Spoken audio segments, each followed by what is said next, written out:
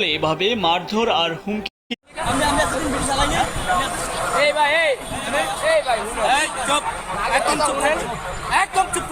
জামানত দিতে অস্বীকার করলে এভাবে মারধর আর হুমকি দেন বিএনপির গুলিস্তান ইউনিটের সভাপতি সেলিম। সাথে আছে তার সহযোগী শাকিল। চাঁদা না দিলে দোকান উঠিয়ে দেওয়ার অভিযোগ রয়েছে বিএনপির এই ধরনের পাতি নেতাকর্মীদের বিরুদ্ধে। মারছে সেলিম শাকিল দোনোজনে মারছে, আমার অনেক মারছে, ক্লাবের ভিতরে 5-6 জনে মিল্লা মারছে। তাদের লগে যারা সঙ্গী ভঙ্গী ছিল সবাই মিল্লা মারে মারছে। আমার এই যে দেখেন চোখ পুরো দেখেন। আজকে 1 মাস ধরে আমার পাশে যারা দোকানদার আছে তাদের কাছে জিজ্ঞেস করেন, নেতা শাকিল আর হইলে সেলিম ভাই গুলিস্তান ইউনিট আর আপনার মূল দলের শাহবাগ থানা টিটুবাই, তারা টিটুবাই লাগে রাজনীতি করে, টিটুবাই সংগঠন। সেলফিন অ্যাপে দেশ বিদেশের যে কোনো জায়গা থেকে অ্যাকাউন্ট খুলতে পারবেন কোনো ঝামেলা ছাড়াই। সেলফিন, আগামীর ব্যাংকিং।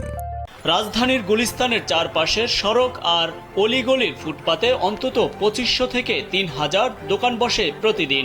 আওয়ামী লীগ পতনের পর এসব ব্যবসায়ীরা মাসখানেক ছিলেন চাঁদামুক্ত, কিন্তু এখন গুলিস্তানে নতুন করে ফুটপাতের জায়গা বরাদ্দ দিতে শুরু করছে বিএনপির প্রভাবশালীরা।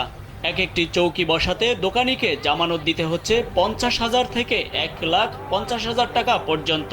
এরা আমার এখানে দোকান করতে দিয়া আমার 50,000 টাকা চাইছে এবং আমার দ্বারা মাসে 9,000 টাকা ভাড়া চাইছে।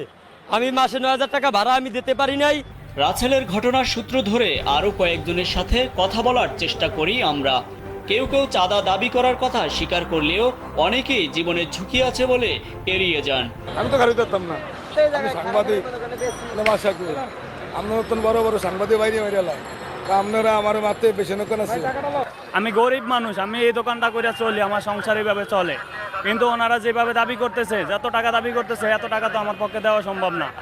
আমি তো এতদিন ভালো ছিলাম, আমার কোনো চাঁদা দেওয়া লাগে নাই, কিছু করা লাগে নাই, আর এখন আমার থেকে ভাড়াও চাইতেছে, আবার 2 লাখ টাকা চাঁদাও চাইতেছে। গুলিস্তানের ফুটপাতে এসব চৌকি এমনভাবে বসানো হয়েছে যেন 1 ইঞ্চিও ফাঁকা না থাকে। যেমন এই সারিতেই 30টি চৌকির মধ্যে দিয়ে কারো যাওয়ার মতো জায়গা ফাঁকা নেই। এই দেখেন তো আঙ্গুল ডোলেন না, জায়গা নাই। এসব বিষয়ে সেলিমের সাথে মুঠোফোনে জানতে চাইলে তিনি অভিযোগ অস্বীকার করেন। দাবি করেন ফুটপাতের মালিক তিনি, এমনকি ফুটপাতে দোকান ভাড়া দেওয়ার বৈধ বলেও জানান সেলিম। এটা অবশ্যই মিথ্যা কথা। সে আমার দোকান করতো এখানে, সে দাবি করে তার দোকান নাকি এটা, ঠিক আছে। সে আমাকে 1 মাসের ভাড়াও দেয় নাই, এটা আমার নিজের বিক্রি, অবশ্যই বৈধ দোকান এটা। পল্টন থানার ওসি নাসিরুল আমিনকে বিষয়টি জানানো হলে তিনি বলেন, চাঁদাবাজিদের অভিযোগ করলে মামলা নেবে পুলিশ, কিন্তু প্রশ্ন হচ্ছে বিড়ালের গলায় ঘন্টা বাঁধবে কে? চাঁদাবাজি পেলে আমরা চাঁদাবাজির মামলা নিচ্ছি, আমি গতকাল মামলা নিয়েছি। চাঁদাবাজি, হুমকি, নির্যাতন আর গুম খুম থেকেই রেহাই পেতে আওয়ামী লীগ সরকারকে হটিয়েছেন ছাত্র জনতা।